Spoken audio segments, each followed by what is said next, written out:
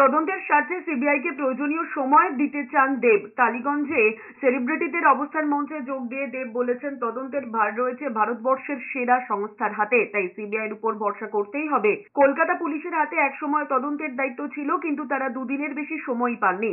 এখন সিবিআইকে সময়টুকু দিতে হবে। পাশাপাশি তিনি দোষীদের ক্যাপিটাল পানিশমেন্টের দাবি তুলেছেন। শুধু তাই নয়, যারা দোষীদের আড়াল করার চেষ্টা করছে তাদেরও দৃষ্টান্তমূলক শাস্তির দাবি তুলেছেন তিনি। সেক্ষেত্রে প্রশাসন জড়িত থাকলেও তাতে যেন রেয়াত না করা হয়। মনে হয় কি যে কোনো তদন্তকে একটু সময় দেওয়া উচিত।